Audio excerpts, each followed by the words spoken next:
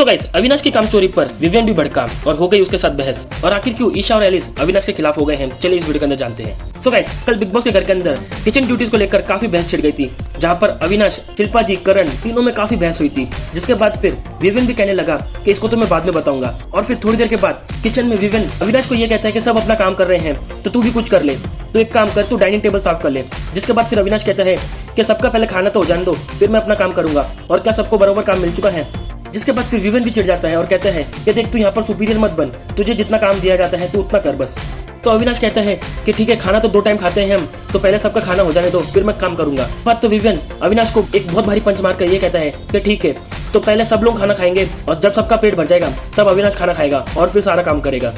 जिस पे फिर अविनाश भी पलटी मारकर ये कहता है कि खाना एक अलग चीज है, खाना हम साथ में खाएंगे और मैं काम खाना खत्म होने के बाद करूंगा। विवियन कहता है कि नहीं, काम अगर तू सबका खत्म होने के बाद करेगा तो खाना भी तू सबके खाने के बाद ही खाएगा। और इस डिस्कशन में क्लियरली दिख रहा था कि अविनाश अपनी ही बातों से पलट रहा था। तो दूसरी ओर एलिस, ईशा भी करणवीर से ये कह रहे थे आखिर क्यों 15 लोग अविनाश के खिलाफ हो जाते हैं। वो मुद्दा तो सही रखता है मगर अपनी जबान पर कंट्रोल नहीं कर पाता और कुछ ऐसी बातें कर देता है जिसकी वजह से वो अपने मुंह पर ही गिर जाता है।